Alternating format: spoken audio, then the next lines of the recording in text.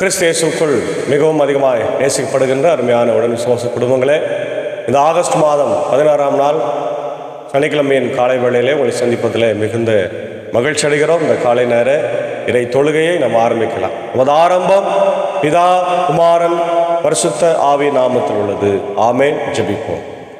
துதிகளின் மத்தியிலே மகிமையோடு வீற்றிருக்கிற எங்கள் நல்ல ஆண்டவரே, எங்கள் ராஜாதி ராஜாவே, கர்த்தாதி கர்த்தாவே, இந்த மகிழ்ச்சியும் ஆசீர்வாதம் நிறைந்த ஆண்டவரே, காலை வேலைக்கார் என்று செலுத்துகிறோம். கடந்து போன இரவில் எங்களோடு இருந்து என்னுடைய இந்திய தேசத்தின் ஆண்டவர் சுதந்திர தினத்தை நாங்கள் மகிழ்ச்சியோடு கொண்டாட, ஆண்டவர் இந்த நாளிலே உம்முடைய கிருபையை நினைக்க, அநேக மக்களுடைய தியாகங்களை நினைக்க கர்த்தர் கொடுத்த கிருபை காய்ச்சோம். இந்த புதிய நாளையும் ஆசீர்வதியும். இந்த நாளின் இறை செய்தி, பாடல் வேலை, ஜெப வேலையை கர்த்தர் எங்களுக்கு ஆசீர்வதித்து தாரும். இதோ ஆண்டவரே, இந்த நாளிலே இந்த மக்கள் கேட்டு ஆண்டவர் உடைய வார்த்தைக்கு செவி கொடுத்து வாழ நீர் கிருபை தர வேண்டும் என்று கெஞ்சி கொண்டாடுகிறோம். தொடர்ந்து அடியாங்களோடு நீர் பேசும். இயேசுவின் மூலம் ஜெபிக்கிறோம் நல்ல பிதாவே, ஆமென். காலை வேளையில் நம்ம ஆண்டவர் துதிக்கும்படியாக 71வது பாடலாகிய இயேசுவையே துதிசை நீ மனமே, இயேசுவையே துதிசை என்ற பாடலை நாம் சேர்ந்து பாடுவோம். 71வது பாடல்.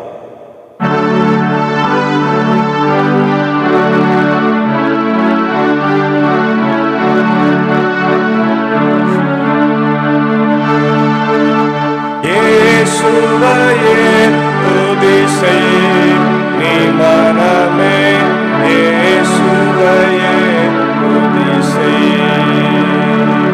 இயேசுவையே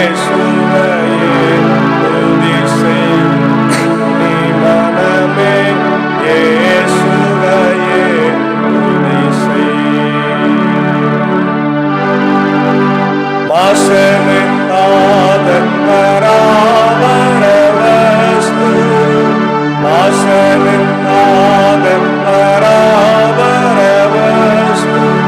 நேசகுமாரன் மெய்யான கிறிஸ்து, நேசகுமாரன் மெய்யான கிறிஸ்து, இயேசுவையே துதிசை நீ மனமே, இயேசுவையே துதிசை,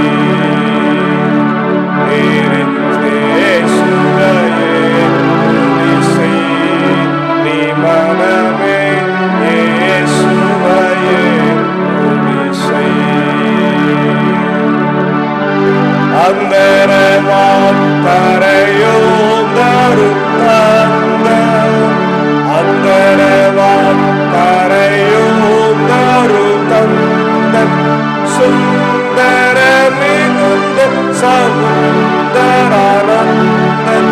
சுந்தர மிகுந்த சமுந்தரானந்தன், இயேசுவையே துதிசை நீ மனமே, இயேசுவையே துதிசை, இயேசுவையே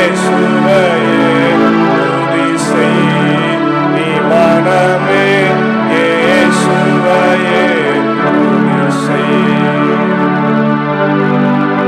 எண்ணின காரியம் யாவும் முகிக்க, எண்ணின காரியம் யாவும் முகிக்க, வானிலும் வேனிலும் வாழ்ந்து சுகிக்க, வானிலும் வேனிலும் வாழ்ந்து சுகிக்க, இயேசுவையே துதிசை நீ மனமே, இயேசுவையே துதிசை,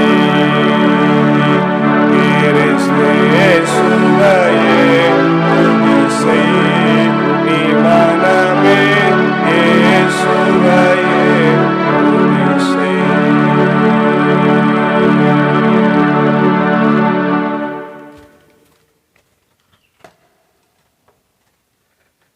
கிறிஸ்துவுக்குள் மிகவும் அதிகமாய் நேசிக்கப்படுகின்றவர்களே, மீண்டுமாக உங்கள் யாவரையும் இறைமைந்தன் இயேசுவின் திருப்பெயரிலே இந்த ஆகஸ்ட் மாதம் 16ஆம் நாள் சனிக்கிழமையின் காலை வேளையிலே உங்களை அன்போடு வாழ்த்தி வரவேற்கிறோம். இந்த நாளில் நாம் தியானிக்கும்படியாயும் தெரிந்து கொண்ட கடவுளுடைய வார்த்தை அது லூக்கா எழுதின சுவிசேஷம் 12ஆம் அதிகாரம் 49 முதல் 56 வரை உள்ள வசனங்கள். லூக்கா 12:49 முதல் 56. பிளவு ஏற்படுத்துதல் என்கின்ற ஒரு தலைப்பு. இது நம்ம கேட்கும் போதே கொஞ்சம் வித்தியாசமாக இருக்கும். என்னடா இது, ஏசாமி ஒற்றுமையை பற்றி தான் பேசுவார். ஏசு ஆண்டவருடைய போதனைகள் எல்லாமே நன்மையாக தான் இருக்கும். இது என்ன வித்தியாசமாக இருக்குதுன்னா வித்தியாசமாக தான் இருக்குது.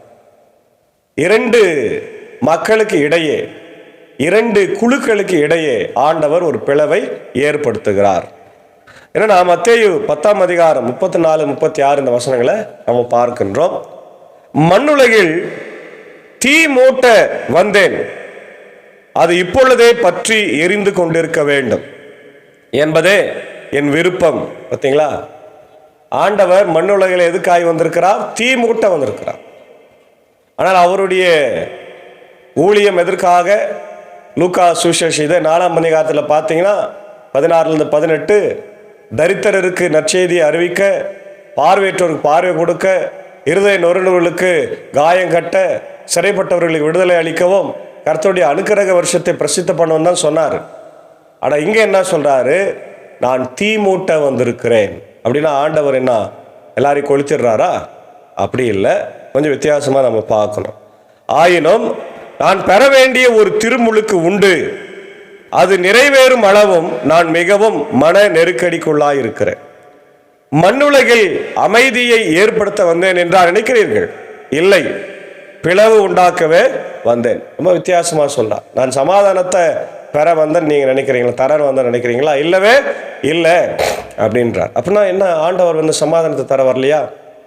ஏசு இருக்கிற வீடு சமாதானமாக இருக்கிற வீடாச்சே அப்படின்னு நம்ம கேட்டால் அது உண்மைதான். ஆனால் இந்த பிளவு வேற. பிளவு உண்டாக்கவே வந்தேன் என உங்களுக்கு சொல்லுகிறேன்.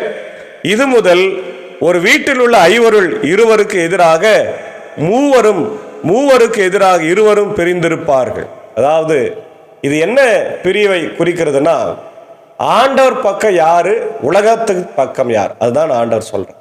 மற்றபடி நம்மளை பிரித்து அவருக்கு என்ன ஆக போகுது? ஒன்றும் கிடையாது இல்லையா? இன்னைக்கு அரசியல் கட்சிகள் எல்லாம் மக்களை சாதினாலும் மதத்தினாலும் பிரிவுபடுத்துகிற மாதிரி, பிளவுபடுத்துகிற மாதிரி ஆண்டவர் பண்ணல. ஆண்டவர் வந்து தன்னுடைய பக்கம், பரலோகத்தின் பக்கம் யாரு, நரகத்தின் பக்கம் யாரு என்கின்ற இந்த அழகான ஒரு காரியத்தை தான் சொல்றாரு. இதை நம்ம யாரும் தவறாக புரிந்து கொள்ளக்கூடாது. இது முதல் வீட்டில் ஐவரில் மூவரில் ஐவரும் இருவரும் பிரிந்திருப்பார்கள்.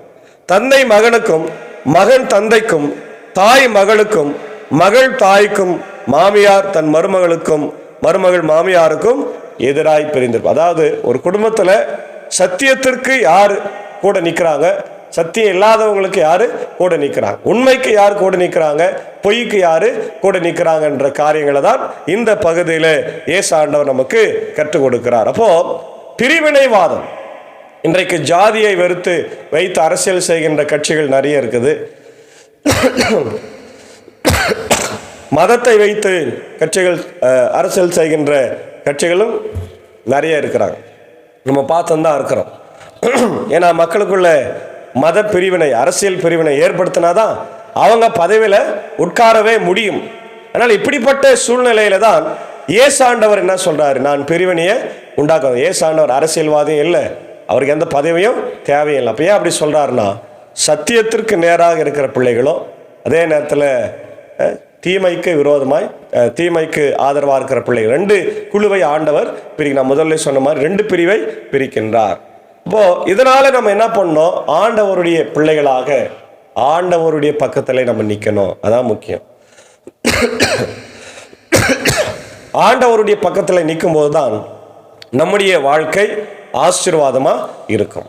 நரகத்தின் பக்கம், பேயின் பக்கம், பிசாசின் பக்கம், தீமையின் பக்கம், அநியாயத்தின் பக்கம் நிற்கும் போது நிச்சயமாக நமக்கு வாழ்வை ஆசீர்வதிக்க ஆண்டவர் வரமாட்டார். ஆண்டவர் நம்முடைய வாழ்க்கையில் ஆசீர்வாதத்தை தர வேண்டும் என்று நீங்கள் விரும்பினால் நாம் யார் பக்கம் நிற்கணும்? இயேசுவின் பக்கம். இப்போ இயேசுவின் பக்கம் என்பது சத்தியத்தின் பக்கம். ஒருவேளை துன்பம் வரும், துயரம் வரும், கஷ்டங்கள் வரும், பிரச்சனைகள் வரும், பலவீனங்கள் வரும். இந்த உலகத்தினுடைய எல்லா அரசாங்கமும் உலகத்தினுடைய அதிகாரங்களும் நம்ம எதிர்க்கும், துன்புறுத்தும், எல்லாம் செய்யும். ஆனாலும் நாம் பயப்படாமல் ஆண்டவருக்காக சத்தியத்தை நாம் பேச வேண்டும், சத்தியத்தின் கூட நிற்க வேண்டும். அதுதான் ஆண்டவர் நமக்கு கற்றுக் கொடுக்கிறார். ரெண்டாவது என்ன சொல்றாருன்னா, காலத்தை கணக்கெடுங்க. ஏன்னா ஆண்டவருடைய வருகை மிக மிக சமீபம். பாருங்க, இன்னைக்கு கூட எருசலேம் தேவாலயம் கட்டப்படுவதற்கான எல்லா ஆயத்தங்களும் நடைபெற்று கொண்டிருக்கிறது.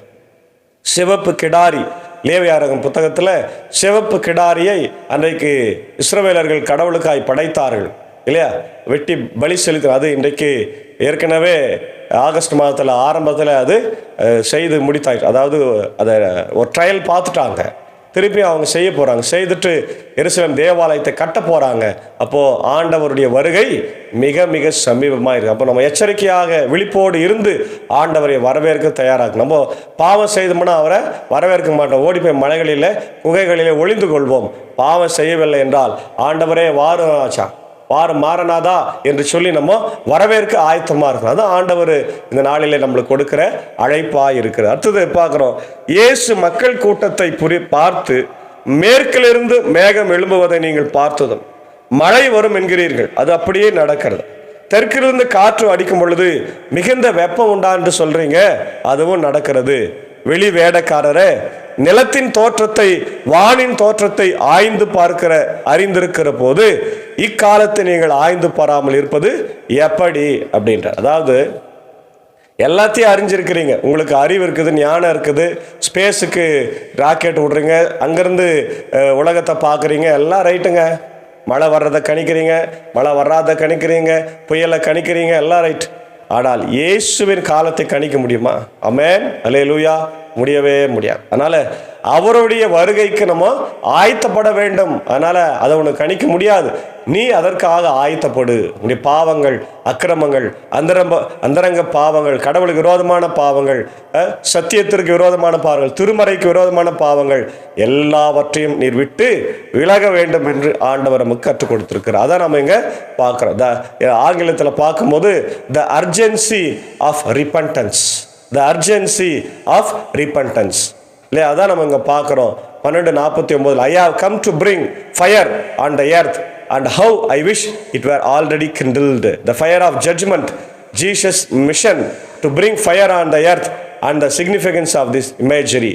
The urgency of repentance, the urgency of repentance in the light of God's judgment, the need of repentance, recognizing our need to for repentance and reconciliation with God. The consequences of not repenting is destruction.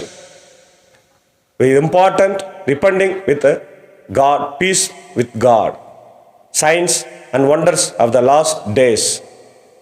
This is the main theme of this sermon. The urgency of repentance, discerning the signs of the times, living a life of obediences. சில வார்த்தைகள் நம்ம பார்க்கும்போது ரெஃபரன்சஸை ரிப்பன்டன்ஸை பற்றி மத்தேயு 4:17, அப்போஸ்தலர் 2:38, 2 கொரிந்தியர் 7:9-10, நீதி தீர்ப்பை பற்றி மத்தேயு 25:31-46, வெளிப்படுத்தின விசேஷம் 20:11-15, கீழ்ப்படுதலை பற்றி யோவான் 14:15, ரோமர் 6:16-18 நம்ம பார்க்குறோம். அதே நேரத்தில் ஆவிக்குரிய வாழ்க்கையில் நாம் எழும்ப வேண்டும் என்று சொல்வதற்காக யோவேல் 2:28 பார்க்குறோம், அப்போஸ்தலர் 2 பார்க்குறோம். கடவுளுடைய வார்த்தை அவருடைய வல்லமையை குறித்து சங்கீதம் 115 பார்க்குறோம். 3 தானியேல் 4:25 பார்க்குறோம். நம்முடைய ஆவிக்குரிய வாழ்க்கையில் நம்ம ஆண்டவருக்கு உண்மையாக இருக்குன்னு சொல்லி எசேக்கியேல் 18 பார்க்குறோம். கலாத்தியர் 6 நம்ம பார்க்குறோம். அன்பான தேவ பிள்ளைகளே, இந்த காலை நேரத்தில் ஆண்டவர் நமக்கு இந்த உலகத்தில் வந்தது எதுக்காக? பிளவு ஏற்படுத்த, நல்லவனுக்கும் கெட்டவனுக்கும் பிளவு ஏற்படுத்தி நீதி தீர்ப்பை அவர் தருகிறேன் என்று சொல்லியிருக்கிறார். ஆகவே இந்த காலை நேரத்தில் அன்பான தேவ பிள்ளைகளே, நாம் மனம் திரும்புவோம். மனம் திரும்பவில்லை என்றால் நிச்சயமாகவே அழிந்து போவீர்கள் என்று இதே லூக்கா சுவிசேஷத்தில் 13ஆம் அதிகாரத்தில் நம்ம பார்க்கின்றோம். அன்றைக்கு மனம் திரும்பாமல் அநேக மக்கள் அழிந்து போனால், இன்றைக்கும் மனம் திரும்பாமல் எவ்வளோ பேர் அழிந்து கொண்டிருக்கிறத நம்ம பார்க்குறோம். அவங்களுக்காக நம்ம ஜபிக்கணும். முதல்ல நாம் மனம் திரும்ப வேண்டும். மனம் திரும்புதல் என்றால் என்ன? ஆண்டவரை நோக்கி வருவது. பாவ உலகத்தை விட்டு ஆண்டவர் நோக்கி வருவது. ஒரு பாட்டே பாடுறோம், உலகம் என் பெண்ணே சிலுவையின் முன்னே, உலகம் என் பெண்ணே சிலுவையின் முன்னே, பின்னோக்கினான் பின்னோக்கினான் என்று சொல்லி ஒரு பாடல் வரும். அதுபோல நாம் ஆண்டவரை நோக்கி போக வேண்டும். அதான் 180 டிகிரி ஆண்டவரை நோக்கி திரும்ப வேண்டும். இப்படி நம்ம போயினுக்கிறோன்னா திரும்பி ஆண்டவரை நோக்கி நாம் பார்க்க வேண்டும். அதுவே ஆண்டவர் இன்னைக்கு கொடுக்கிற அழைப்பா இருப்பது. ஆகவே மனம் திரும்புவோம். கர்த்தர் இந்த நாளில் நம்மை ஆசீர்வதித்து காப்பாராக. ஆமென். ஜெபிப்போம். எங்களை நேசிக்கிற நல்ல தகப்பனே, காலை வேளைக்கு நன்றி செலுத்துகிறோம். கடந்து போன நாட்கள் முழுதுமாய் கிருபையாய் காத்தீர். என்னுடைய இந்திய சுதந்திர தேசத்தை ஆண்டவரே எங்களுக்கு ஆசீர்வாதமாய் தந்திருக்கிறேன் என்று நினைவு கூர்ந்தோம். நன்றி ஆண்டவரே. இந்த நாளிலும் கேட்ட வார்த்தைகளுக்காக ஸ்தோத்திரம். இந்த வார்த்தைகளை கேட்ட எல்லாரையும் ஆசீர்வதிங்க. அகில உலகத்தில் இருக்கிற மக்கள் ஒவ்வொருவருக்காக விசேஷமாக நான் ஜெபிக்கிறோம். ஆண்டவரே, எல்லா இடத்துலையும் அமைதி சமாதானத்தை தாருங்க. இன்றைக்கு வெறுப்பு ஆண்டவரே, அரசியல் அதிகமாக, மதம் சார்ந்த அரசியல், ஜாதி சார்ந்த அரசியல், ஆணவ கொலைகள் இன்றைக்கு நிறைய நடந்து கொண்டிருக்கிறது. குழந்தைகள், ஆடவர் வாலி பிள்ளைகள், கற்பழிப்பு எல்லாம் நடக்கிறது. போதையினால் ஏற்படுகிற பிரச்சனை எல்லாவற்றையும் மாற்றுங்க. இந்திய தேசம் சுதந்திர தேசமாக இருக்கும் பொழுது ஆண்டவர் இப்படிப்பட்ட காரியங்கள் நடக்காதபடி எங்கள் தேசத்தை காத்துறோம். உலக நாடுகளுக்காக ஜபிக்கிறோம். America, UK, Australia, New Zealand, Philippines, gulf கண்ட்ரிஸ்க்காக ஜபிக்கிறோம். ஆசீர்வதிங்க.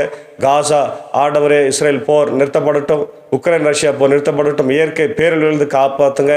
ஆண்டவர் இந்திய தேசத்தின் தலைவர்கள், ஜனாதிபதி, பிரதமர், அமைச்சரவைக்காக, எப்படி முதலமைச்சர், கவர்னர், அமைச்சரவைக்காக, அனைத்து எம்எல்ஏ எம்பிகளுக்காக ஜெபிக்கிறோம். அவர்கள் பணிகளை அவங்க சரியாக செய்ய கர்த்தர் கிருபை தாரும்.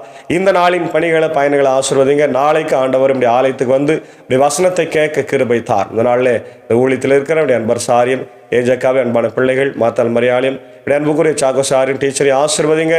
ஆண்டவரை இசைவெளி பயணத்திலே உடைய இறை வார்த்தையில எங்களோடு கூட இருந்து வழிநடத்துகிற இவர்கள் நல்ல சுகம் பலன்ச்சி விளைத்தார். அடியே மனைவி பிள்ளைகளை ஆசீர்வதிங்க. ஆண்டவர் தேவைகளை சந்திங்க, வழிநடத்துங்க. குறிப்பாக ஆண்டவர் நாங்கள் பணியாற்றுகின்ற பாப்பனப்பள்ளி பாஸ்டேட்டுக்காக ஜெபிக்கிறோம். பாப்பனப்பள்ளி, ஆண்டவர் மின்னூர், வடகரை, மேல்சேனம் திருச்சபைகளை குடும்பங்களை ஆசீர்வதிங்க. விசேஷமாய் பாப்பனப்பள்ளி திருச்சபைக்காக ஜெபிக்கிறோம். என் தேவன் தாமே அந்த திருச்சபை கட்டுவதற்கான தேவைகள், பண உதவிகள், பொருளாதார உதவிகளை சந்திக்கப்பட வேண்டுமா ஜெபிக்கிறோம். இந்திய சுவிசேஷ திருச்சபை 3 சபை சங்கங்கள், போதகர்கள், ஊழியர்கள், ஸ்தாபனங்கள், பள்ளிக்கூடங்களுக்காக குறிப்பாய் பூட்டப்பட்டிருக்கிற பெதஸ்தா மருத்துவமனை திறக்கும்படியாக நாங்கள் கெஞ்சி மன்றார்.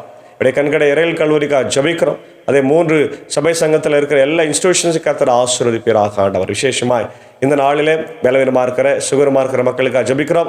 குறிப்பாக அவருடைய ஆண்டவர் சிரடா ஆஃபீஸில் பணியாற்றி ஓய்வு பெற்றவுடைய வில்சனுக்காக ஜெபிக்கிறோம்.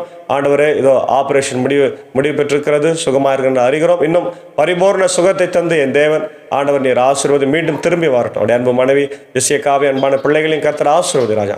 நீ யாரெல்லாம் பலவீனமாக சுகரமாக இருக்கிறாங்களோ அவளுக்காக நான் ஜெபிக்கிறோம். கர்த்தர் பெரிய காரியங்களை செய்வார் ஜெபிக்கிறோம். ஆண்டவர் எல்லா ஆசீர்வாதங்களை தாரும். கொடுத்து வர மழைக்காக நன்றி. இன்னும் அதிகமான மழை எதிர்பார்க்கிறோம். இப்படி ஆறுகள் நிரம்பவில்லை ராஜா. ஆறுகள் நிரம்பினால்தான் எங்களுடைய விவசாயம் செழிக்கும், என்னுடைய நிலத்தடி நீர் உயரும். ஆகவே எங்களுக்கு நல்ல மழையை தர வேண்டும் என்று கூட ஜெபிக்கிறோம். தொடர்ந்து இந்த ஊழியத்தில் எங்களை எடுத்து நீங்கள் பயன்படுத்துங்க. இது இப்பொழுதும் அன்பர் சார் ஆண்டவர் பெங்களூர் தேசத்துக்கு ஆண்டவர் பயணமாகி கொண்டிருக்கிறார். பயணங்களை வாய்க்க செய்யுங்க.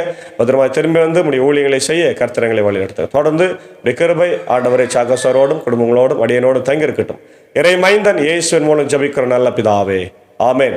எல்லா வல்ல தந்தை, மகன், தூய ஆவியின் ஆசையில் இந்த நாளிலே நம்ம நேரோடு கொடுப்பதாக. ஆமென். கர்த்தர் உங்களை ஆசீர்வதிப்பார்.